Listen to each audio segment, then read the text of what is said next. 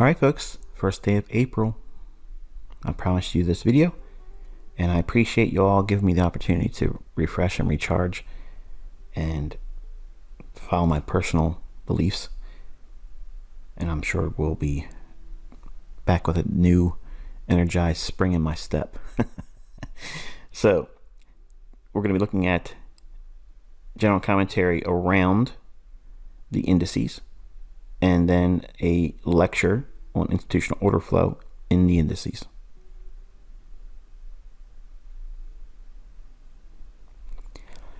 All right, so we're back at it again with the E-mini S&P futures contract. This is the June 2021 contract, and this is the daily chart. So right away, I want you to take a look at this price action and pause the video and try to determine what you see here and what stands out. Some of you never pause the video. You know who you are. So anyway, let's take a look at this. We have this low here and this high here. Okay, that's your dealing range. Now inside that dealing range, there's a few things we can look at. We can look at the volume imbalance here, the propulsion block here, which is also building support around this down close candle, which is a bullish order block. So we have this here, trading back down into it here, and then extend that out in time. You can see price hits that nicely. So if you look at the low and you measure that low up to the high, so I'm using on the fib this high and that low, this putting it out here so it's a little bit easier to see and referencing. So I'm just looking at that high to that low, and you can pull this up on your own chart and test what I'm showing you here. The 50 level here is our equilibrium. Anything at that price or higher is a premium market. Anything at that price or lower is a discount market. So we can see the market trades down into equilibrium, and as it's trading down, once it hits that, that's essentially saying it's at a discount. And then we have the order block. So you have the order block, equilibrium to discount, and the market's likely to trade to another level of premium. So if we have this level here, and it's determined that it's 38.44 and a half, we can take that level and go down to a lower time frame.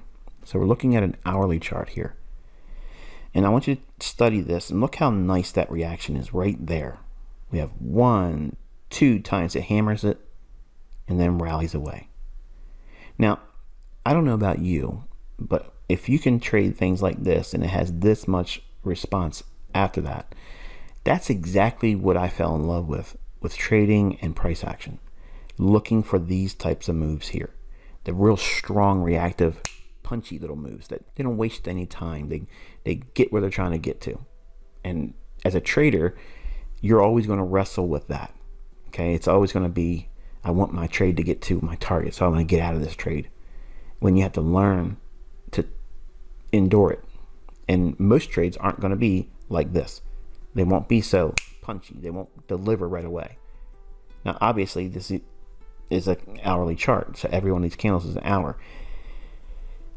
But you've been in trades just like I have, where sometimes hourly candles can feel like days or weeks.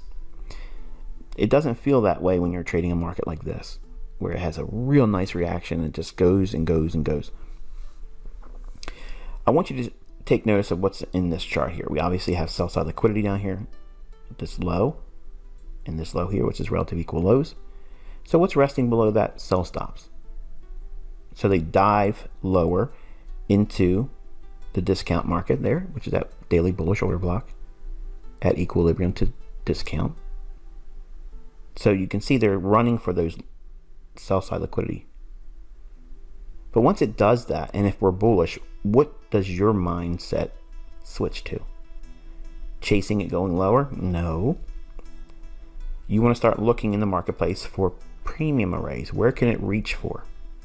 Right away, you can see there's a fair value gap here in the form of a sell side imbalance, buy side inefficiency. Trades up into that beautifully. I thought that stuff only works in Forex, Michael. Yeah.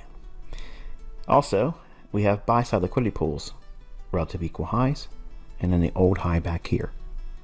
So we've already mapped out the premium arrays that the market could be potentially reaching to once it trades here.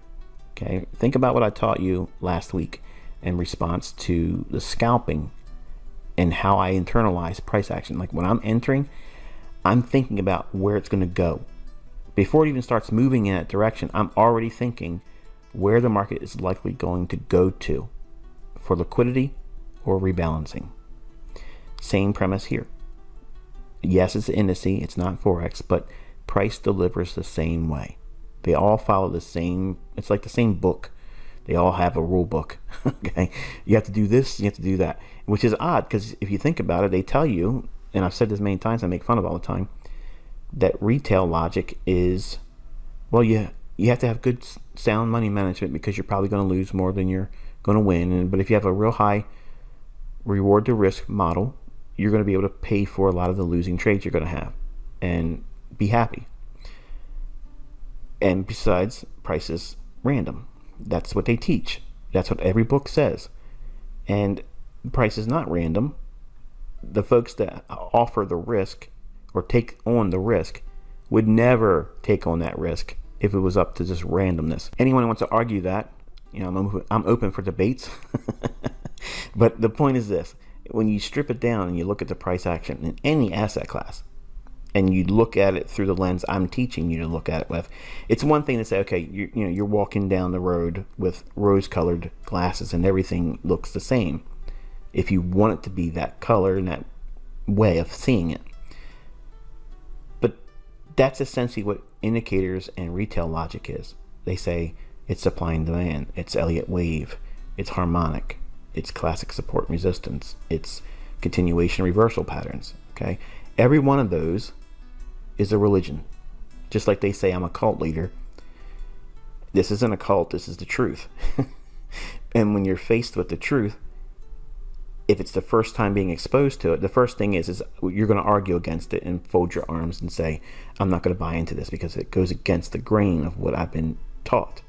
And even though I know what I'm seeing here makes sense if I take it at face value, you may not be able to see it before it happens, so therefore it's just hindsight. But you all now know what it's like to be around me, and we see these things before it happens, and it's consistent.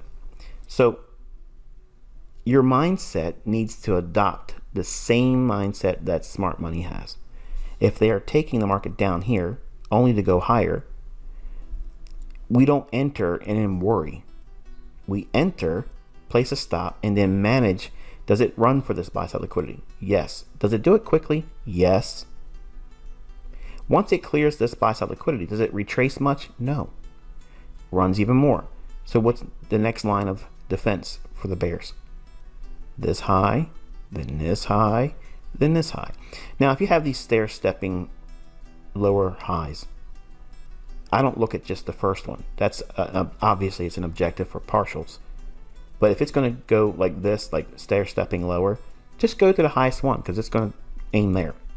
It isn't going to be like, oh, the market's going to only take these stops and they're safe here, or they're safe, but this guy and this guy here was a stop loss. You know, good luck on them. It doesn't work like that. The liquidity's here, and once it gets here, then you have this area over here to consider, and maybe even back here. So when the market trades down here, you're looking to be a buyer, but what do you build that buy on? Not that this isn't already enough. For me, that's enough. As it trades down into that bold-faced bearish candle, I could step right in there and be a buyer of that and feel confident with it. No problem whatsoever. But what if I was able to tell you that there's other mystical things that we can apply to your chart to show that there's a good reason for that to go higher? Would you be interested? If you're not, just turn the video off. Nobody's ever going to turn that video off. All right, so let's take a look at what I'm going to show you here in regards to that. So now we're dropping down into a 15-minute time frame. All right, so we can see a little bit more detail in here. And we're going to focus inside this little area right there. So everything I show you, the perspective is inside of this box, okay? No matter what I do with the data, It's this area we're focusing on, inside that shaded area. What I'm doing here is I'm changing the S&P to a line chart. Okay, and you can do that by touching on the TradingView chart here on these three little dots, and you go into the settings and click on the symbol. On the price source, you want to set it to low. That's the only thing you need to change. You don't need to do anything else with anything on this window here.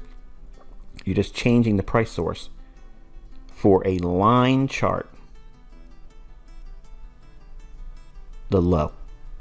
Why am I asking you to set your chart to show a line chart on the low?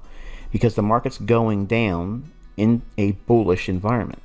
So what you want to be looking for is the measurement and the comparison of the averages comparing their lows. Now you can do it with the actual candles, and that's fine. I'm going to show you what it looks like in this presentation, but you're going to see that it's visually pleasing to me, and also easier for you to see it when you build it on a line chart basis with the low. Now everything I'm saying here could be obviously reversed. If we're looking for areas to be selling, you would compare the price source high. So you're going to be comparing highs. And what I'm saying here will make more sense in a moment, but you're turning your chart into a line chart from candlestick. You can do that with the settings on the chart on TradingView, and then set the price source to low. That means it's plotting the line chart on the value of every low that's formed. Every low formed on this 15-minute time frame is being plotted on a line chart, but only on the lowest value of that 15-minute candle.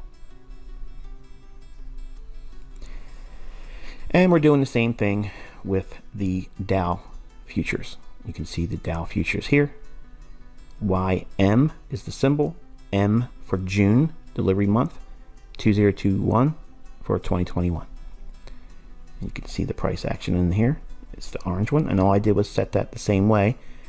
When you hit the compare tab on TradingView, and I've showed this before, then you just click the symbol you're going to add, and I'll show you what it looks like here. When you click the compare tab,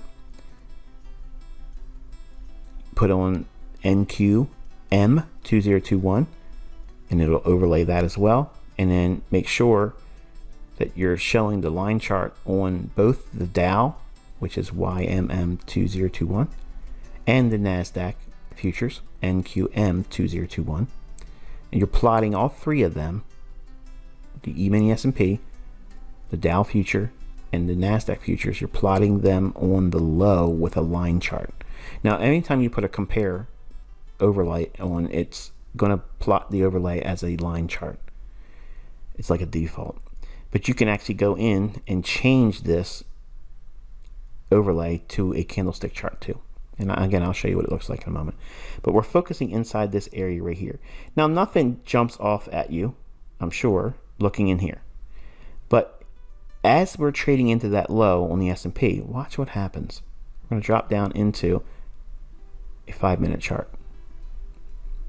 Now, as it drops lower, study that for a moment and see if you pick up anything. Pause the video. Really pause the video this time.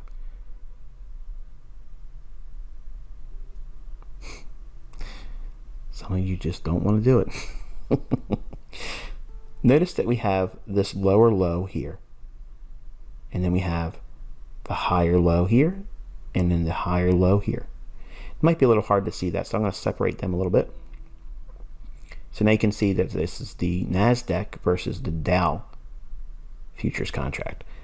NASDAQ, you can see that over here with the little labels. NASDAQ makes the lower low, whereas the Dow says, nah, I'm not interested in making a lower low. It's diverging. So this is SMT, okay? If you look at the E-mini S&P versus the NASDAQ, NASDAQ went lower, E-mini S&P, a higher low. Now, this is the logic that people have, and this is what I was being indoctrinated when I first started in the 90s, to believe that indicators tell you. The indicator diverges, that means that it's telling you the price is going to go the other way. And let me tell you something, I've lost lots of real money believing that garbage. It doesn't work. Sometimes, yeah, sure, okay, but it isn't because the indicator did it. It's when instances like this occur, when the market is really on the underpinnings are slowly shifting to the opposite direction, then that stuff will work. And if it happens to be when an indicator diverged, well, there it is. Hallelujah. The indicator gave you something. But the indicator had no bearing on how the market itself delivered. In other words, if all traders predominantly lose, and it's a 90% losing battle, and they're all using these indicators and these retail logics, how is it that all of that stuff is believed upon when it works in their favor? Like the market somehow said, well, you know what, this is usually a loser's game and loser's mindset, but you know, it's in that 10% time window where we'll let them work it out and have a win. Do you realize how much of a stretch that is to believe that? It's nonsense. But nobody really sits down and argues it. They just nod their head and drink the Kool-Aid and go along like good sheep. And I just don't like to think like that. And it's offensive to me when I see people hold on to it and defend it. Even if they are profitable, to investigate things like this, it's profitable to do that. It's not profitable, in my mind, to hold on to retail logic. Despite anyone being in here that can say they are profitable with a retail mindset, I guarantee if you strip it down, your wins have the signatures that what I'm showing you here occurred at that time. And you may not have, like I didn't know when I was doing it. My wins were just simply because I was on side. When I was coming up and I got lucky, I was fortunate enough to be on the right side of the marketplace and only buying when it was oversold and buying bullish divergence when the market was already set to go higher. But this here is not an indicator. It's not an indicator at all. What you're measuring is the actual price against another price that is closely correlated. Think about Dow theory, because this is essentially what's being shown to you. Dow theory suggests that the averages must confirm themselves. If they're all going lower, they all should be making lower lows. If one fails to do so, that implies something going on internally that may cause a change in the tide, and the delivery will be most likely changing. It may be short term, it may be intermediate term, or it could be a long-term turning point. But what we're looking for is that little crack. And what's actually occurring here is the real accumulation that takes place when the market's trading down like this. The NASDAQ went lower, so that was viewed as weaker when all that was a deeper stop run. This was showing that the Dow was accumulating much more aggressively and unwilling to go lower. So there was more buying going on in the Dow at this moment. But the crack in correlation, how the markets work together, like how they go in tandem, they all trade down lower until we get to what? An area where they don't go lower together. Lower low, higher low. And then we have this little retracement. By itself doesn't mean anything. But notice that we're at the bottom end of that shaded area on that line that constitutes a discount market bullish order block on the daily chart.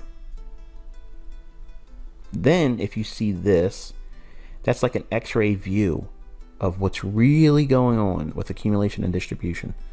This is real accumulation. S&P has that higher low here, whereas the NASDAQ had that lower low here.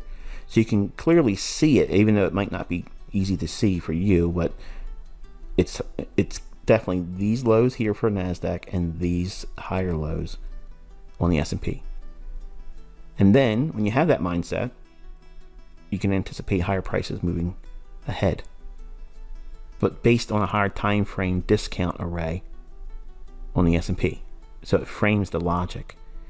But once everything starts, even with this lower move here, once everything starts to move higher, then you can go back to just what I teach you as it is. Down close candle, which is a bullish order block, fair value gap, trades into the fair value gap here for NASDAQ, and then look what happens with NASDAQ. Then NASDAQ joins the party. This was your Q, no pun intended. The Q, that's NASDAQ term, but nonetheless, bullish order block here, optimal trade entry here. So if you want to be a NASDAQ trader, you may not see your buy here. It comes later, and then there it is. And look how much dynamic movement on the upside versus the S&P. Whereas S&P led early, NASDAQ had to come back and pick up their orders here. Then they joined it. So this is the NASDAQ stripped down. Here's those lower lows. The market rallying up. Here's that gap and that bullish order block. Here. Runs. The S&P 5-minute chart. This is your bullish order block. Price trades above it, comes back down in. Order block, buy. Optimal trade entry here as well. Runs up. Institutional order flow, entry drill here. Rally, fair value gap, bullish order block.